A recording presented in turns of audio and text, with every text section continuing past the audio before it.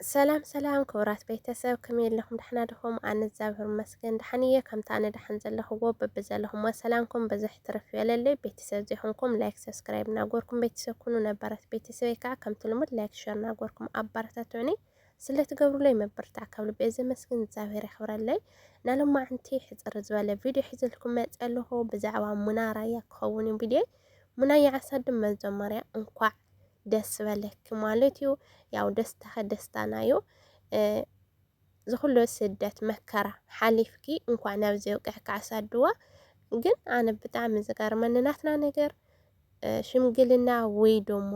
ሄፀ ጓልኩም ሃውና ዝብል ኣርእስቲ ሒዛ ስለ ዝመፅት ንምንታይ ጫውጫ ክብል ክኢሉ ሰብ ብጣዕሚ ስለ ዝገረመኒ ማለት እዩ ተመስገን ስለ ዝበለት ዝተመስገን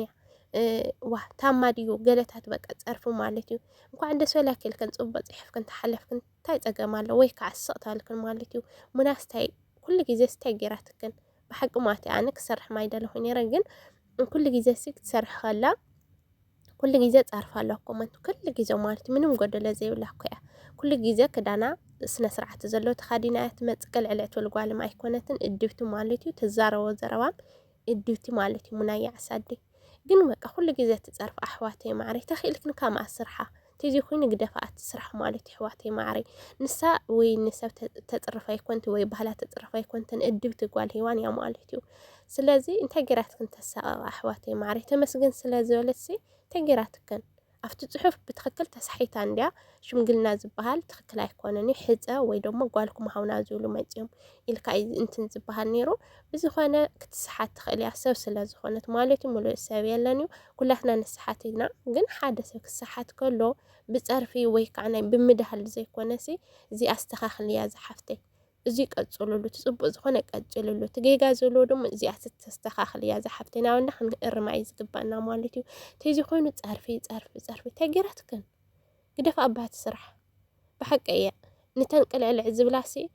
ተንጨብጭባለን ይኹን በተለይ ኣብናትና ናይ ተጋሩ ስንፍና ዘለና ትድሓን ሰብ ዝበሃል ኣይነባራታት ዕኒና ሙና ሕዚ ወሪድዋ ሕማ ዘራ ክትዛረባነ ሰሚዕያ ኣይፈልጢ ካብ ዝፈልጣ ብዙሕ ዓመታት ኮይነን ኣለዋ ማለት ገና ይትኩት ጅመር ከላ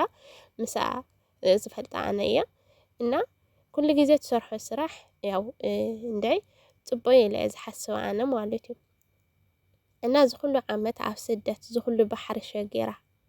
ከቢድ እዩ ስደት ማለት ከቢድ ማለት እዩ ካብኡ ተመሊሳ ናብ ሕፀት ስለ ዝበጽሐት ኣሰይ ተመስገን ስለ ዘለት ንምንታይ ተመስገን ትብል ይበሃል ድዩ ኣይኮነን እዚ እኮ በቃ ዋላ ሕማቅ ኩነታት ኮይንካ ክነመስግን እኮ ግዴታና እዩ እና ስለ ዘመስገነት ንምንታይ ተጸርፋ ንምንታይ ተሳቀቃ በእውነት ትክክል ኣይኮነን ተጋር ኣሕዋተይ ማለት እዩ ኣቲ ናይ ጸርፊ ሱስ ዘለክን ወይ ከዓ ከይጽሕፍክን ትስቋላ ወይ ከዓ ግደፋ ማለት ስርሐሉ በቃ ተኺልክን ስርሓ ካማት እዚ ኮይኑ ግን ግደፋ ናሙና ያዓሳድ ድኳን በዚ ተሳቅና ኢድ ትህብ ሰብ ኣይኮነትን ያ ብጣዕሚ እየ ዘድንቃነ ማለት ኩሉ ግዜ ኣብ ገዛ ጸርፈሉ ኩሉ ግዜ ማለት ኣነ እቲ ተይለ ጸርፊ ሙሉእ ዘለፍቲ ኮመንትና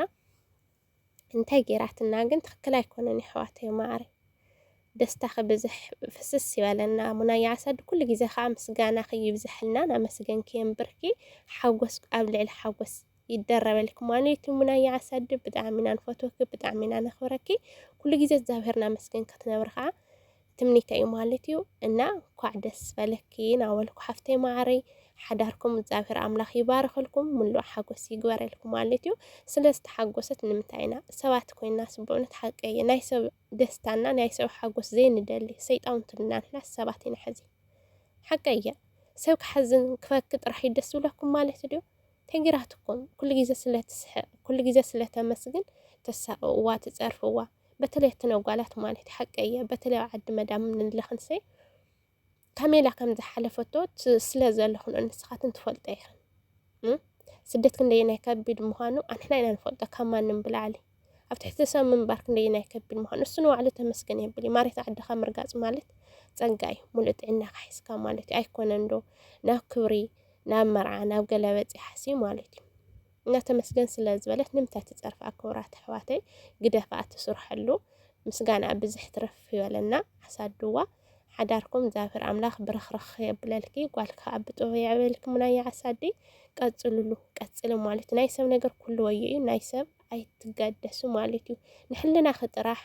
ዝወቅስ ኣይትስርሒ ንሕልና ክነጽግብ ስራሕቲ ኮይኑ ቀጽል እያ በቃ ንሰብ ኢልካ ኣይትንበር ማለት እዩ እስኹኳን ጎበዝ ኸይ ካብ ማንም ብላዕሊ ማለት እዩ እናቀጽሉሉ እየ ዝብለኩም ሙናይ ዓሳዲ ኢልካ ይትህቢ ካብተን ውሑዳት ፀርፋ ከዓ ዝበዝሕ ደጋፊ እዩ ዝበዝሕ ጽቡቅ ክዝምናዕ ስለ ዝኾነ ከዓ ያው